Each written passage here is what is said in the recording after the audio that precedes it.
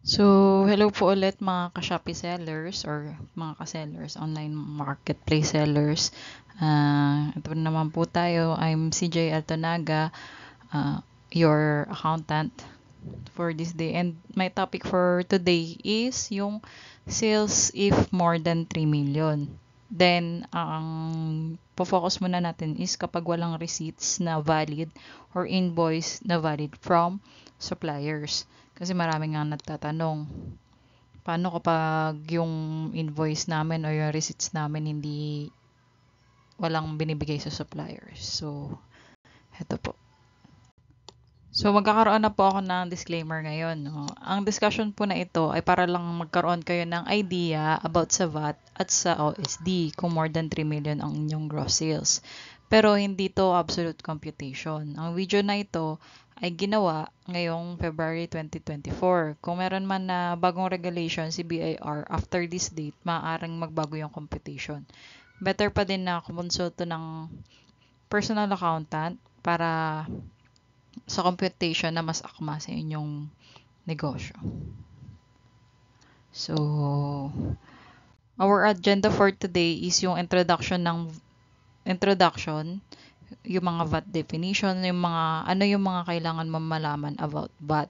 So, another is yung forms na isasubmit, then sample computation na sale with or without VAT. Tapos yung sa VAT returns, ito yung sample computation sa VAT returns. Tapos sample computation for OSD sa income tax return. And then yung key takeaways natin. So ano nga ba yung value added tax? So value added tax is a form of sales tax. Yung percentage tax is business tax. So ito sales tax siya. So sa sales lang to. So it is a tax on consumption levied on sale, barter, exchange of or lease of goods or properties and services in the Philippines and on importation of goods into the Philippines. It is an indirect tax which may be shifted or passed on to the buyer, transferee, or lessee of goods, properties, or services. So, dito sinasabi niya na itong VAT is a form of sales tax na pwede mong ipasa sa consumer mo o sa buyer mo. So, hindi siya yung katulad ng percentage tax na hindi siya napapasa sa buyer. So, who are required to file VAT returns? So, any any person or entity who in the course of his trade or business sells, barters, exchanges, leases, goods or properties, renders services subject to VAT if the aggregate amount of the actual gross sales or receipt exceeded 3 million. So, kung lumagpas ka na sa 3 million, automatic VAT ka na. Wala ka ng option, kundi VAT na talaga. Hindi ka na pwedeng mag-percentage tax. So, VAT person ka na if yung gross sales, again, gross sales or gross receipts is above 3 million. So, another is a person required to register as taxpayer but failed to register. Ano ba ito? So, ito yung mga 3 million na yung aggregate pero hindi pa din siya nagre-register. Yun. Then, any person whether or not made in the course of his trade who imports goods. So, kapag nag-import ka ng goods, VAT ka na talaga. So, ayan siya. So, magkano ba yung value added tax rate? So, on sale of goods and properties, 12% of the gross selling price or gross value in the amount of goods or properties sold, bartered, or exchanged. Pare-parehas lang naman ito na 12%. Same siya. On sale of services and use of leased property, 12% din siya. Pero sa gross receipts, derive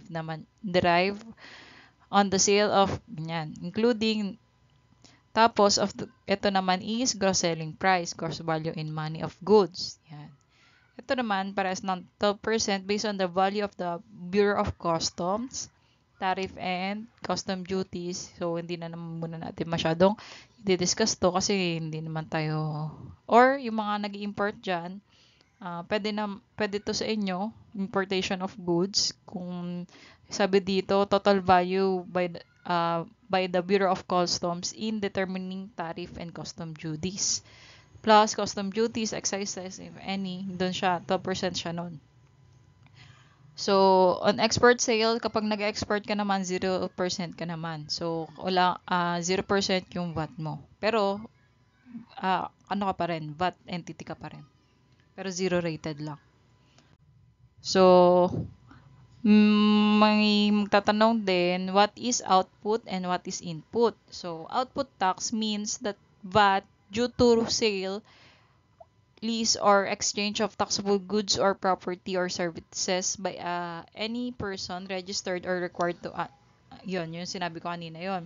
So, ito, ibig sabihin, kapag nag-sales ka, or ikaw yung seller, ang tawag sa VAT mo is output tax. Output tax.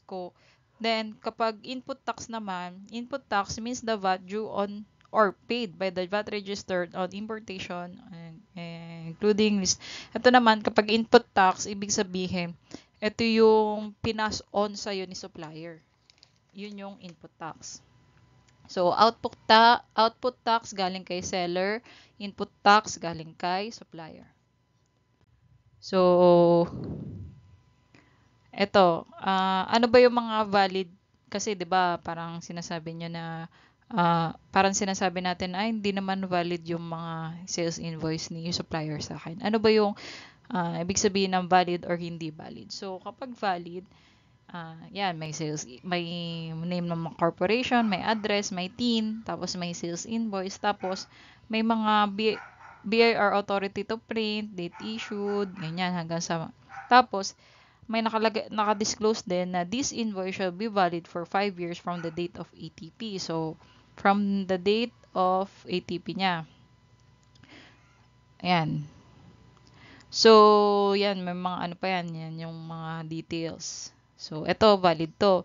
Pero ito, billing invoice siya, hindi siya valid kasi, ayan, nakalagay, this is not valid for claiming input tax. So, billing lang to. So, tapos wala pa siyang mga ATP information, ganyan. So, billing lang siya, hindi pa siya, kumbaga, ang billing kasi, hindi pa successful yung transaction, binibill ka pa lang. Parang ganun yung, ano neto. Pero, kahit na may may mga number dito, ganyan. Complete naman. Pero, nakalagay naman na this is not valid for claiming input taxes. So, hindi mo siya magagamit as input tax. So, sample naman tayo, no? Sample of output and input VAT. So, ayun. Kapag kasama na sa VAT yung prices mo, ibig sabihin, VAT inclusive.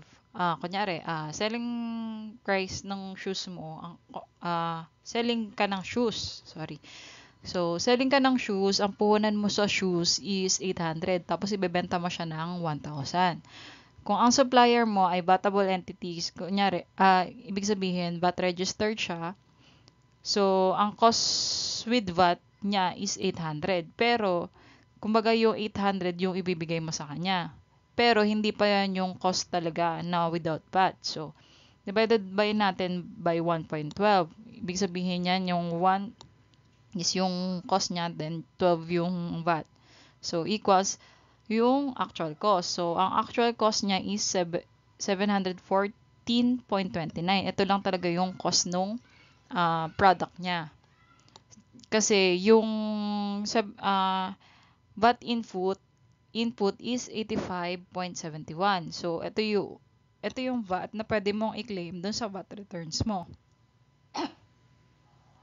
Yun siya. So, kung VAT ka naman, tapos ang benta mo sa product is kasama na yung VAT. So, price with VAT is 1,000 divided by 1.12, same siya dun sa kanina, is equals to the actual sales. So, 892.86 yung actual sales mo. So, magkano yung output VAT doon? So, 1,000 minus 892.86. So, ayan siya. Sabi ko nga, kapag VAT output is ikaw as a seller, tapos VAT input is yung sa supplier mo. So, magkano ang magiging total na VAT payable mo to BIR? So, ang VAT payable mo to BIR is 21.43 pesos kasi 107 may VAT output less VAT input kasi yun yung naging pasahan nyo ng ng VAT. So pinasa sa ni BIR yung VAT na 80 ay binasa sa ni supplier yung VAT niya na 85 pesos. Tapos ikaw naman pinasa mo sa final consumer mo yung VAT na 107 pesos. So ang net nun, ang pinaka utang mo na lang kay BIR is yung 21.43. So, paano naman kung hindi kasama sa VAT yung mga selling? So, ito, yung yung selling of shoes ka. Tapos, ang cost or yung puhanan mo is 800. Tapos, ang benta mo is 1,000. So, from supplier, ang cost ng product niya is 800. Tapos, kung VAT entity siya, dadagdagan niya ng 12% yun.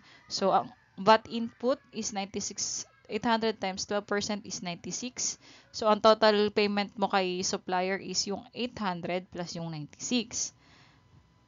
Tapos, kapag sales ka ng product, so, ipapasa mo din yung VAT. So, price mo is 1,000, multiply mo by 12%, VAT mo is 120. So, ang total price ng item is 120.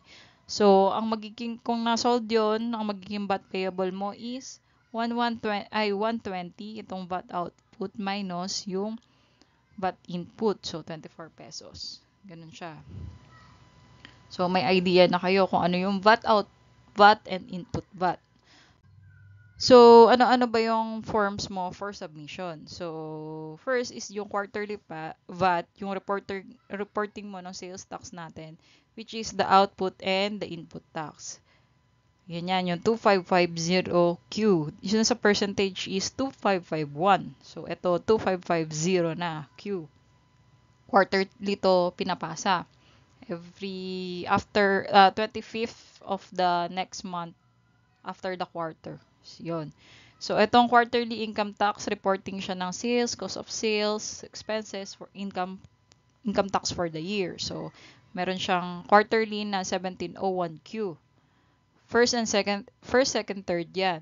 Tapos, itong annual income tax return, reporting siya ng sales pero for annual.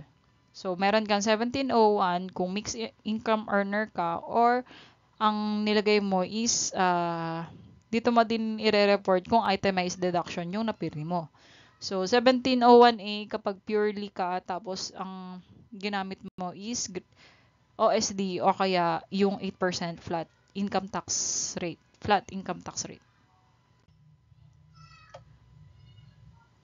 So, ano ba yung additional natin for submission? So, meron yun sa VAT mo, yung 2550Q, meron doon summary list of sales and purchases. Kailangan mo din yung ipasa. Same ng deadline ng VAT returns mo, yung 2550Q. Then, magsasend ka rin ng summary alpha list of withholding tax at source. Yung south, yung mga 2307 mo. Then, kung meron kang expanded, yan. Hindi ko lang nilagay dito yung expanded kasi hindi naman lahat. Pero usually, kapag malaki ka na, meron ka na rin expanded, meron ka na rin compensation, ganyan. Then, annual inventory list. Deadline is yung 1 month after the end of taxable year. Kung December 31 yan, then January 31st yung deadline ng annual inventory list. So, another discussion yung mga pagpasa ng mga annual list. So, sample naman tayo sa ipa-file natin with VAT return. So, again, ang ipapasa natin is VAT returns, income tax return. Yun yung basic pa lang kasi VAT registered ka na. So, dito tayo sa VAT returns. So, 2550Q, laging ang tanong sa akin, paano yung kapag walang invoice? So, ang example lang natin dito is no invoice yung supplier. So, ang choices mo na lang kasi walang invoice yung suppliers, walang valid invoice is OSD, which is the optional standard deduction, no? Kasi bawal ka sa itemize since kung ayaw mo mag-penalty, ng malaki kapag na BIR audit ka. So, dito tayo sa VAT returns muna. So, wala mo ng ano yung ano. So, for the whole year, sample natin, for the whole year, 8 million sales mo. Tapos, 6.5 million doon is cost ng product mo. Pero, wala kang supplier's invoice. So, hindi ka makaklaim ng input VAT. So, ang commission ni Shopee is 1.2 million kasama na yung VAT dyan. Kasi, etong commission ni Shopee, pwede ka mag-claim dyan ng input tax kasi may ibibigay naman na official receipt sa'yo. So, yung official receipt na yun ni Shopee, makiklaim mo siya as input. Meron dong VAT portion and yun yung VAT na makiklaim mo. If walang VAT, 1 million yung commission ni Shopee. So, sample tayo kung yung 8 million mo na sale is dadagdagan pa ng VAT. Kasi, di ba, eto may sample ako kapag wala pang VAT, tsaka may VAT na. So, if yung 8 million na sales is dadagdagan pa ng VAT. So, ito yung report mo sa VAT returns. Ito, as if annual na lang kasi mahirap ipaliwanag pa kung divided by. So, since idea lang to na ibibigay ko sa inyo. So, divided by nyo na lang by 4 kung quarterly. Kung gusto nyo ng detailed naman ng quarterly explanation, siguro another topic na lang, another video. So, ayun. So, ang sales mo, kung wala pang VAT, is 8 million. So, ang VAT doon, 8 million times 12% is 960. So, ang total na marireceive mo talaga kay buyer is 8,960,000. So, 960 doon is VAT, your output, tapos ililess mo yung input. So, sa purchases of goods, wala kang makiklaim na input kahit na meron ka talagang binayaran na 6.5. Kasi nga, hindi valid nga yung sa supplier mo. So, wala kang, ito kasi pang purchases ng goods ni supplier. So, wala kang makiklaim na VAT dyan. So, ang purchases ng services lang, which is the commission ni Shopee, which is 1 million siya kapag walang VAT. Pag walang VAT. Then yung 120 kasi doon is yung VAT. So, sales natin na output VAT is 960 less yung sa purchases of service na input VAT is 120. So, ang total VAT payable mo lang is 840. Kasi, yun lang yung pinaka-claim mo. Yun lang pinaka-utang mo kay BIR. So, yun lang yung pinaka na ipasa mo. Kasi yung purchases of services na ipasa naman sa'yo ni Shopee. So, what if kung yung 8 million kasama na yung VAT doon, so hindi na ako magdadagdag ng price kasi 8 million, nandun na nasana yung mga customers ko. So, 8 million, sa 8 million, di ko na dadagdagan ng VAT, which is 12%. Okay na ako dyan, ganyan. So, ang report natin sa VAT returns neto, yan nga, ito is as if annual. Kung by quarter yung gusto nyo, divide nyo na by 4. So, ang sales natin is 8 million divided by 1.12. So, ang total gross amount lang ng sales natin is yung 7,142,000. Tapos, ang VAT doon is yung 857. So, pag pinag-plus mo yan, 8 million yung magiging labas niyan. Kasi yun nga yung gusto mo lang na price mo. 8 million na lang, hindi ka na magdadagdag ng 12%. No? So, si Shopee, same pa din siya na 120. Yung ano niya, kasi talagang incorporated na yung VAT sa kanya. So, ang total VAT payable mo na lang is 737. Kasi nga, bumaba yung sales mo. So, bumaba din yung VAT na kailangan mong i-submit kay BIR kung mababa yung VAT payable mo. So, ito yung sa VAT return. So, again, sa VAT returns, ang i-report mo lang is yung sales, mga purchases mo na may output and input tax. Yan. So, yung ano na yon is yung VAT. Yung babayaran doon is yung VAT payable. So, sample, yung kanina is yung VAT returns. So, sample naman tayo with income tax return. So, Ito naman, no supplier's invoice. Sabi mo nyo nga na, paano yan kapag wala kang supplier's invoice? So, yun. Using OSD, kasi nga hindi ka makakapag-itemize to. Then, exclusive of VAT. Sabihin na natin yung sales mo is wala pang VAT. So, sample natin, same. For the whole year, 8 million pesos yung sales natin. Pero, 6.5 million doon is cost of product. Pero walang supplier's invoice. So, hindi makaka-claim ng input VAT, makaka-claim ng expenses. So, ang ano natin is OSD. So, if yung 8 million na sales is dadagdagan pa ng VAT. Based sa VAT report, ang sales mo is 8M, 'di ba yung kanina? 8M yun talagang sales mo na kasi dadagdagan mo pa siya ng VAT. So, total marireceive mo kayo buyer is 8.96 million. So, sa sa income tax return, again, annual to, annual ha. Yung quarter, divide nyo na lang by 4, yung sa first 3 quarters, tapos ano nyo na lang. So, separate topic again. So, ang sales natin is 8 million, yun nga. Then, ang OSD, kasi nga, hindi tayo makaka-claim nung sa expenses natin ng itemized deduction kasi hindi natin mati-claim to kasi wala kang supplier's invoice eh. So, hindi valid. Ano lang, sulat-sulat lang. So, ayan. So, 8 million times 40%, ang 40% niya is 3.2 million. So, ang taxable income mo is 4.8. So, ano yan? So, kung ang 4.8, pumapasok siya dito, dito. So, 402 na agad. Tapos, ang excess is 30%. So, 4.8 times 30% plus 402,000, no? So, ayan yung magiging tax due mo. So, ileles mo dyan yung assumed na kung, syempre, 8 million ka na, so withholding tax ka ni Shopee, bibigyan ka niya ng 2,307. So, 350, kunyari 350 yan. Kasi, sales less charges, ito yung gross remittance mo. So, ang rate is 1/2 of 1%. So, yan. Ito, estimate lang to ha. Baka yan, yun yung yung 2,307 mo. So, 1.2 million less 350, ang total tax payable mo lang is 892 pesos. 892,000.5. Diba? Ang laki agad kasi ang laki ng ng income mo. Kasi nga, hindi ka makaka-claim neto eh. Sayang to.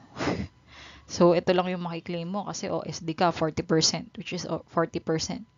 So, ayun siya. So, din ako, paano kung corporate ka? Kasi, ito, for individual, individual taxpayer. Paano kung corporate? Ito, isa lang sa parang option mo. Paano kung maging corporate ka na lang? So, ang taxable income, same siya na taxable income na trend. Pero, ang tax rate mo mag-iiba. Ito siya, flat rate.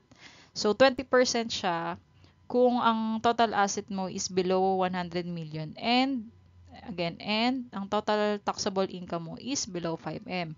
So, taxable income mo is below 5M since 4.8 siya. So, pwede kang mag 20%. So, 20%, pero kapag, kunyari, nag-above 5 million yan. So, 25% yung magiging income tax rate mo dito. Magiging 25% siya. So, for now, 20% lang kasi 4.8 and assuming na small seller ka lang, konti lang yung asset mo. So, 4.8 times 20% is 960 lang yung tax due mo. Tapos, magkaka 307 ka pa na 350. So, 610 lang yung out of pocket na babayaran mo kay BIR. Ito kasing 350 actually, but ayan yung advance payment mo. Yung 2307 advance payment yan kay BIR. Pero dahil nga, ang inaano lang natin dito is yung total out of pocket is 610. Yung out of pocket, yung ikaw mismo yung magbabayad is 610,000 yung ibabayad mo. So, for income tax return to. And, ang sabi ko nga, kung dadagdagan pa to ng VAT. So, sample naman tayo with using, pero inclusive na ng VAT yung 8 million. So, ito. So, income tax return of suppliers invoice using OSD inclusive of VAT. So, same. 8 million na sales, 6.5 million na cost. Si Shopee, 1.1 billion, 1 million lang kung walang VAT. So, if yung 8 million mo is kasama na yung VAT. So, ayon sa, based dun sa VAT natin na report kanina, is 7,142 yung sales mo. So, 7,142 lang yung i-declare mo na sales mo. Kasi nga, VAT yung 857 doon. So, hindi ito yung sales mo. Ito lang yung pinaka-sales mo talaga. So, ang total mo na receive kay buyer is 8 million. Pero, 700, 7 million, 0.1 lang yung total sales mo talaga. Kasi, part nun is VAT. So, paano na yun sa income tax return nun? So, annual to okay, annual, maliwanag po tayo. Sa quarterly, mag-iiba siya. Bayad nyo na lang. So, paano yan? So, sales natin is 7.1 million, 7.1 million. Tapos, ang OSD niya, 40% neto. So, 2.8.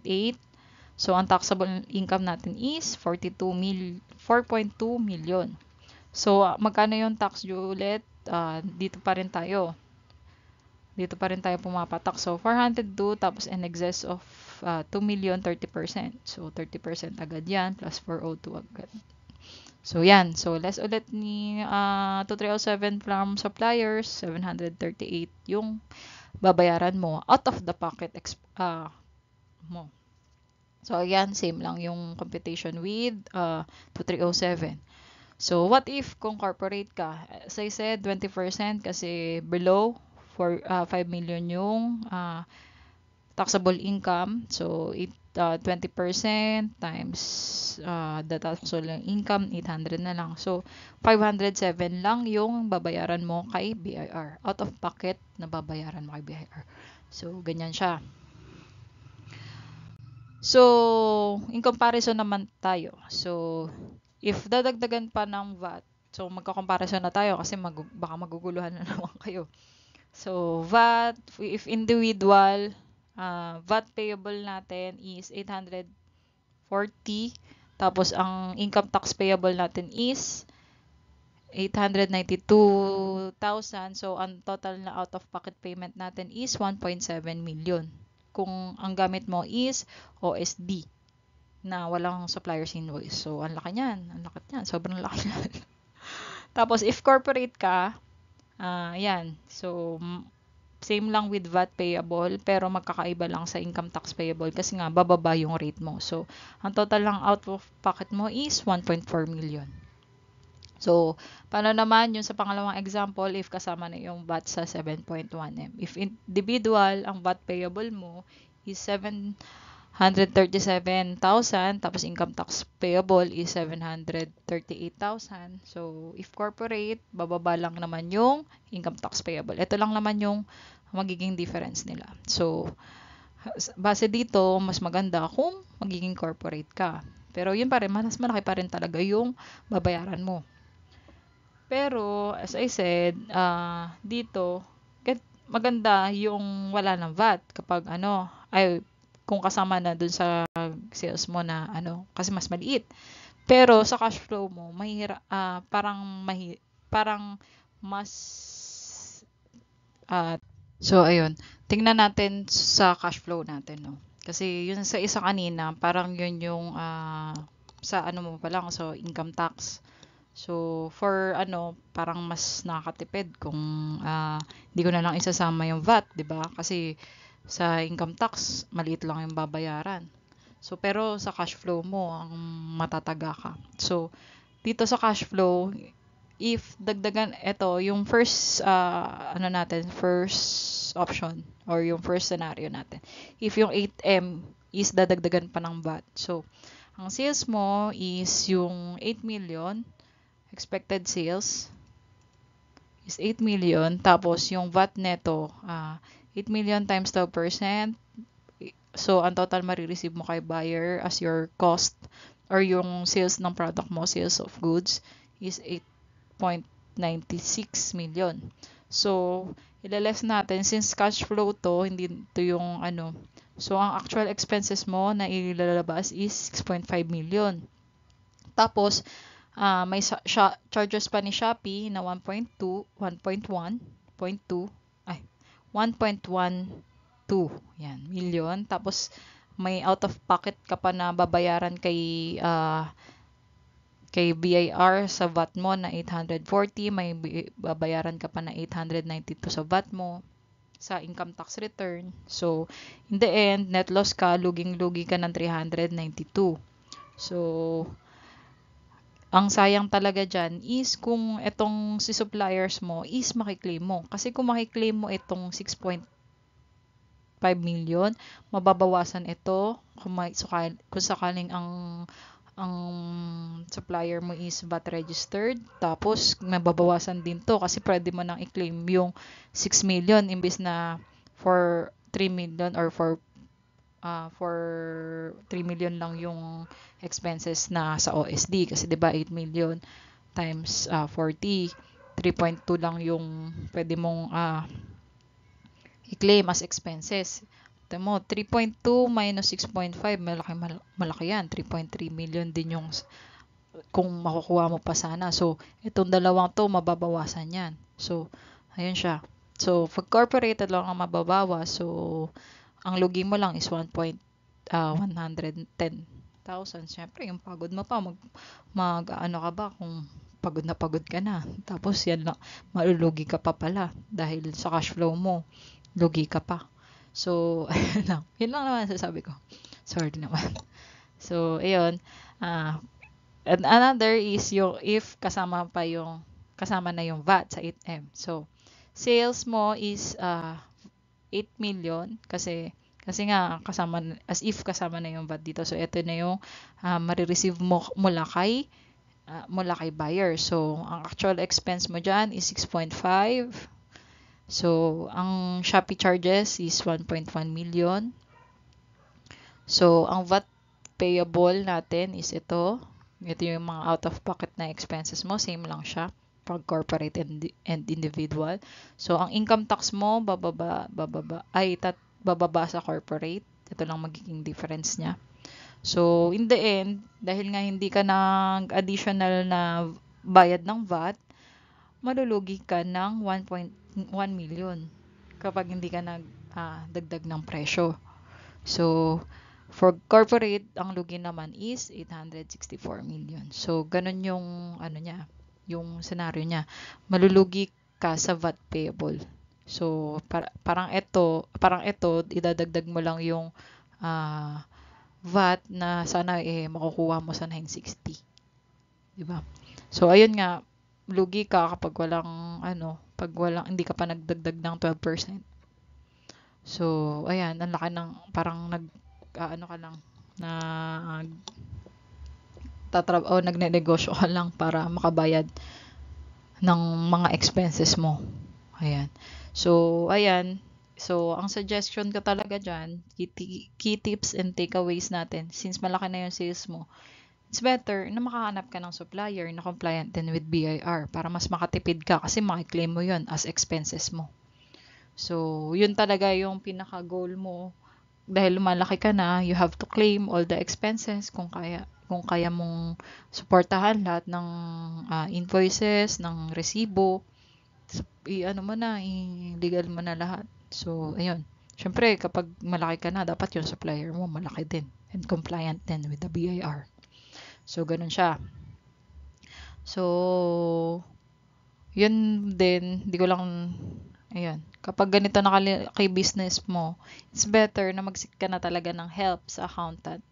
Hindi na to kaya nung ikaw lang as a business owner. Kasi ang daming reports na isusulat, may manual, meron ka pang itatype sa BIR relief. So, every month, kailangan mo tapos ang dami-dami mo pang transactions, no? So, kailangan mo na talaga to hire yung accountant para ma-advise ka niya. Siyempre, kukuha ka ng accountant na ma-advise ka niya saan tayo mag-tax planning tayo. Saan tayo makakatipid, kung mag-corporate ba tayo, or eto bang ano na to, supplier na to, pwede ba to, ganyan, ganyan. So, si accountant talaga yung makakatulong sa'yo. So, ayun. Yun lang naman. So, thank you again, for watching, and hope na nagkaroon kayo ng ideas. Again, hindi ito yung absolute computation natin, no? So, ano lang to, for your reference lang, kung paano, pero hindi ito yung absolute. So, magsigpa lang kayo ng accountant to prove kung ano yung mga dapat na i-compute pa. Kasi may mga other expenses pa, kung kaya bang suportahan yun, yun. So, ayun. Thank you. If nakahelp sa inyo ito, or nagkaroon kayo ng idea, please like, share, and subscribe mo po sa ating channel na Alt plus F Travel. And thank you. God bless. Sana po manood pa po kayo and mag-subscribe. Manood pa po kayo sa maraming topic natin the next time. Thank you. God bless.